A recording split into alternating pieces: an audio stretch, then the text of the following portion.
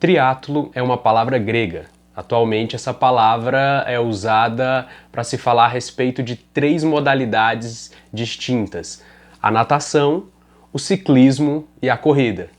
Então hoje eu quero falar com você sobre o triatlon santo. Sim, Bíblia, jejum e oração. Começando aí pela Bíblia. A Bíblia vai ser aquilo que nos direciona, aquilo que norteia a nossa vida, ou ao menos deveria estar norteando aí a sua vida. Mas o mais da hora é porque na Bíblia você consegue entender para onde deve ir, como deve ir e o momento que deve ir. Sabe aquela parada que geralmente rola nas igrejas? É uma grande verdade, abre aspas. Eu sou o que a Bíblia diz que eu sou, eu tenho o que a Bíblia diz que eu tenho e eu vou para onde a Bíblia diz que eu vou. Agora se liga, não faz sentido nenhum você declarar essas coisas se você não lê a Bíblia. Então, a Bíblia vai sempre nos direcionar, vai sempre nos nortear para onde a gente deve ir. Agora, outra coisa que você precisa entender na sua leitura bíblica é, primeiro, tenha uma vida de leitura bíblica. A Bíblia não se trata de um livro para você ler uma vez ou outra de maneira bem esporádica. Não, pelo contrário. A ideia é que você tenha um estilo de vida onde a leitura bíblica ela faça parte da sua rotina. Assim como você come, assim como você bebe, escova os dentes, você deve ler a Bíblia. Outro entendimento muito importante também é o seguinte: entenda a Bíblia não como um livro, muito menos como um livro qualquer. A Bíblia, na moral mesmo, trata-se de uma carta de amor, escrita de um pai muito amoroso para os seus filhos. Então entenda que filhos também têm responsabilidades. E essa herança que te foi dada, essa carta de amor que foi deixada para você, precisa ser exercida. Ela precisa ser executada. E uma grande dica que eu posso te dar com relação à leitura bíblica é: toda vez que você lê a Bíblia e que você trombar ali no meio da tua leitura aqueles personagens bons, que são homens e mulheres que agradam o coração do Senhor, que fazem coisas que agradam o coração do Senhor, entenda, essas pessoas não representam você. Mas toda vez que você lê ali na Bíblia personagens maus, pessoas que pisam na bola, pessoas que não agradam o coração do Senhor, essas pessoas têm muito a ver comigo e com você. Esse exercício de leitura bíblica é pra gente sempre ter em mente, cara, que nós precisamos ler a Bíblia para melhorar a gente e não os outros. Então, faça esse exercício de leitura bíblica. Entenda que os personagens bons não são você. Agora, os maus, eles podem ter uma forte ligação aí comigo e contigo também. Todos os princípios que nós precisamos para viver bem estão lá. Tudo aquilo que direciona a sua vida de uma maneira útil, agradável e perfeita estão lá. E hoje em dia rola muita confusão com relação à interpretação bíblica. Tanto que você vai ter determinada igreja e denominação que faz determinadas coisas porque entende um texto bíblico assim, outros irmãos nossos que vão fazer assado porque eles entendem assim. Mas se você prestar bem atenção, o princípio, a essência, aquilo que não fere o coração do Senhor e obviamente precisa ser executado, e aquilo que fere o coração do Senhor e obviamente precisa ser deixado de lado, vai ser algo extremamente comum entre nós.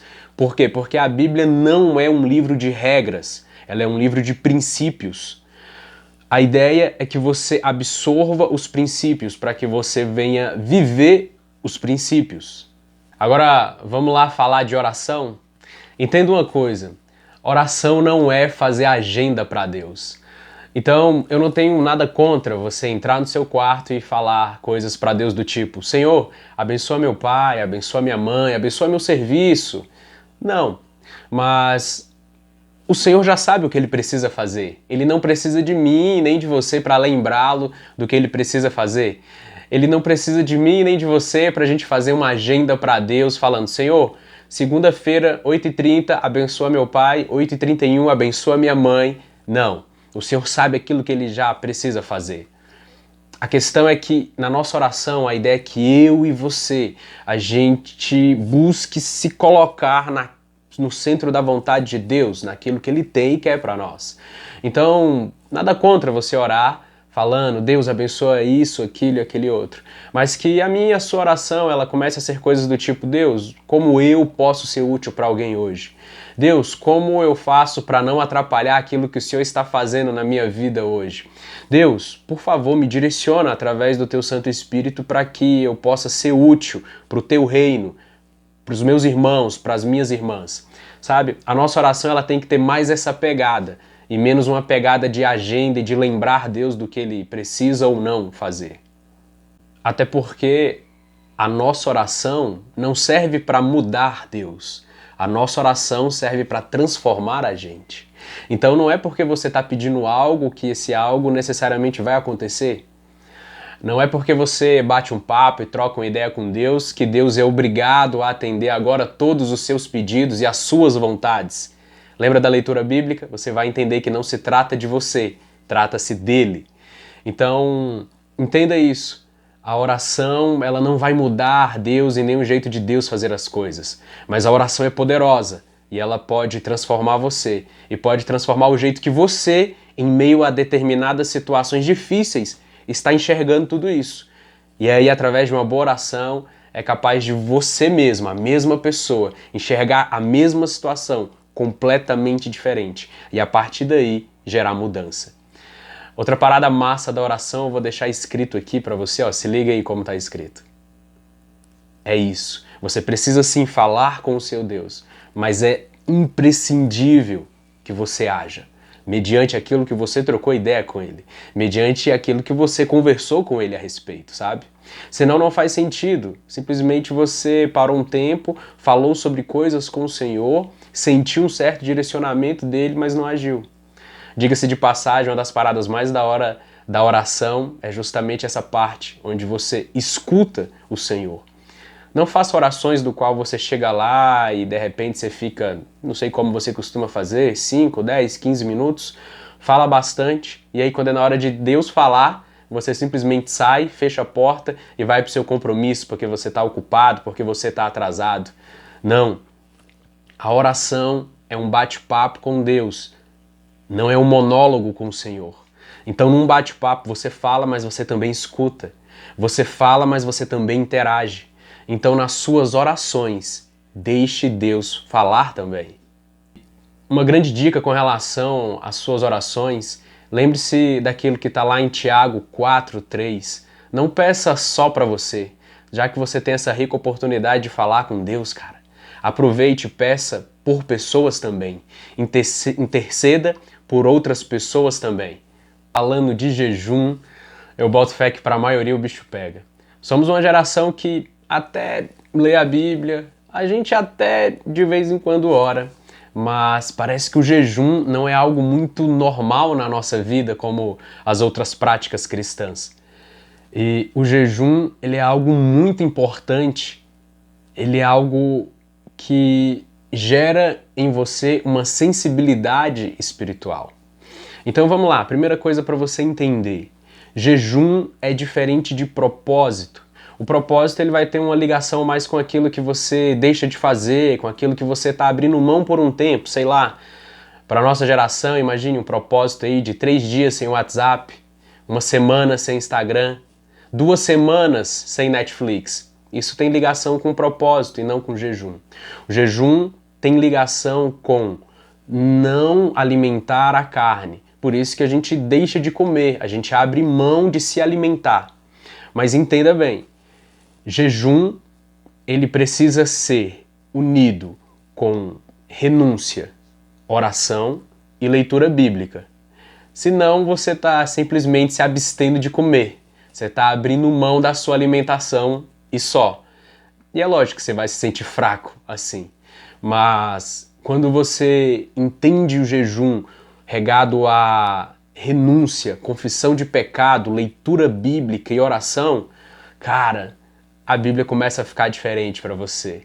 E essa sensibilidade espiritual, ela se torna útil. Por quê? Porque A nossa vida com Deus, cara, se trata muito mais de você ficar sensível à voz dele do que de outras coisas. Nós somos homens e mulheres que precisamos agir, correto? Agora, como que a gente vai agir sem ouvir a voz daquele que deveria direcionar a nossa vida? Então o jejum te ajuda nisso. O jejum, assim como a leitura bíblica e a oração, ela não muda Deus. Não é porque você está jejuando por uma causa que agora Deus vai obedecer a você. Não funciona assim. Mas a ideia é que você, mais sensível espiritualmente, entenda, absorva exatamente o que Deus quer para você. Essa sensibilidade espiritual é muito importante. Em Mateus 17, 21, você vê um exemplo clássico disso. Os discípulos de Jesus estavam numa determinada função e não conseguem completar a missão por falta disso. Então, busque esse triatlon santo. Faça desse triatlon santo o seu estilo de vida. Bíblia, jejum e oração. Que tudo isso possa ser muito útil para você e para as pessoas ao seu redor. Se esse vídeo fez algum sentido para você, compartilhe ele com o máximo de pessoas possíveis, manda para geral aí das suas redes sociais. Não esquece de deixar o seu like aí nesse vídeo. Comenta aqui se esse vídeo realmente fez algum sentido aí para você, se você já tem uma rotina de Bíblia, jejum e oração e entendia dessa forma que foi falada no vídeo. Não esquece de se inscrever aí no canal para você ficar por dentro dos próximos vídeos. E uma dica muito da hora para você. Eu vou deixar aqui na descrição desse vídeo o Instagram da sua loja Correndo Contra o Tempo. Caso você queira aí produtos e serviços cristãos bem da hora. Beleza? Forte abraço, fica na paz e lembre-se, Jesus é massa.